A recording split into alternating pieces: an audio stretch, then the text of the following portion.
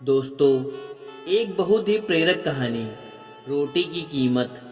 भगवान ने इस दुनिया में हर वस्तु को बहुत ही सुंदर ढंग से बनाया है, लेकिन मनुष्य की जो तीन मूलभूत आवश्यकताएं हैं वो हैं रोटी, कपड़ा और मकान। इन तीनों में देखा जाए तो सबसे पहले रोटी आती है, क्योंकि बिना रोटी कुछ नहीं हो सकता। भूख सबको लगती है।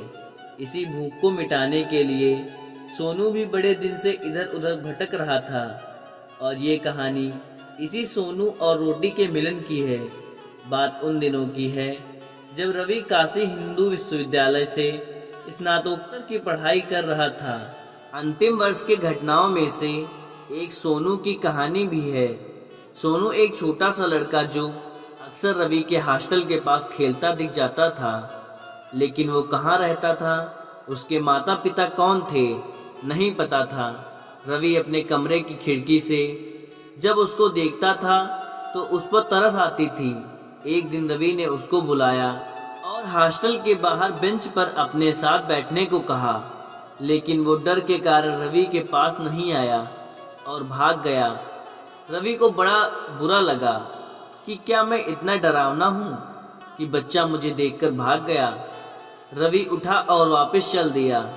एक दिन जब रवि शाम को टहल रहा था, तब रवि ने देखा कि वो बच्चा बाहर रखे जूठे में से खा रहा था। ये देखकर रवि को बड़ा अफसोस हुआ कि आज जिन लोगों को भोजन मिल रहा है वो उसको नुकसान कर रहे हैं, और भूखे पेट रहने वाले आज भी भूखे रह रहे हैं।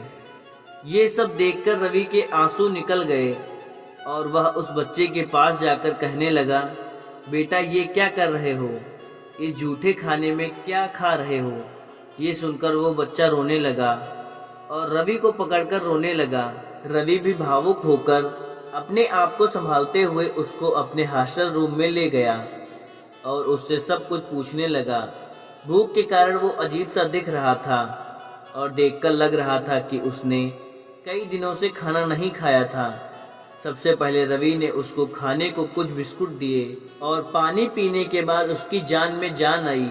रवि ने पूछा, बेटा आप कौन हो और इस हॉस्टल के पास क्यों घूमते हो। ये सवाल सुनकर उसने कहा, भैया मेरा नाम सोनू है और मैंने कई दिनों से खाना नहीं खाया है, क्या आप मुझे खाना खिला सकते हैं। ये सुनकर रवि ने अपने हॉस्टल के मेस में फ़ोन लगाया और खाने के लिए कहा, तो पता चला कि आज मेस बंद है और आज खाना नहीं मिलेगा। ये सुनकर रवि को बड़ा दुख हुआ। उसने तुरंत सोनू से कहा कि बेटा चलो आज हम बाहर खाना खाएंगे। ये सुनकर उसने कहा, भैया मैंने कई दिनों से खाना नहीं खाया है, बस एक रोटी खिला दीजिए। ये सुनकर रवि को बड़ा आश्चर्य हुआ कि बस एक रोटी की भूख। बिना समय गवाए रवि सोनू को लेकर एक होटल में पहुंचा और वेटर को खाना लगाने के लिए कहा। वेटर ने खाना लगाया। सोनू और रवि ने खाना खाया। सोनू के चेहरे पर दिख रही संतुष्ट देखने लायक थी। खाना खाने के बाद वह दोनों घाट पर जाकर बैठ गए और सोनू ने अपनी पूरी कहानी बताई। सोनू दरअसल एक अनाथ बच्चा था जिसने कुछ दिन पूर्व ही अपने माताजी को खोया था। पिताजी बहुत पहले ही उसके जीवन से जा चुके थे। माताजी की मृत्यु के बाद उसको कुछ समझ नहीं आया कि वो क्या करे, बस भटक रहा था। बस एक रोटी की ख्वाहिश के लिए वो भटक रहा था। इस रोटी के लिए उसको कितना इंतजार करना पड़ा।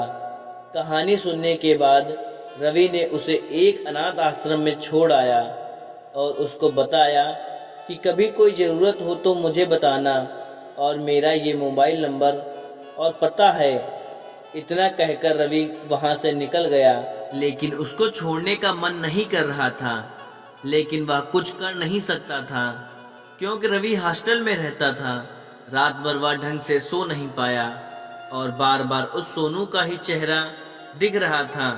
कब सुबह हो गई पता ही नहीं चला।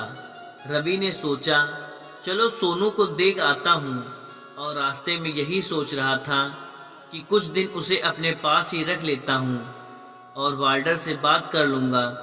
रवि खुश था कि अब सोनू मेरे साथ आएगा, लेकिन ये खुशी थोड़ी देर में गम में बदल गई जब पता चला कि सोनू की देर रात मृत्यु हो गई। दरअसल भूख के कारण जो झूठा वो खा रहा था उससे उसको इन्फेक्शन हो गया, जिस कारण उसकी मृत्यु हो गई।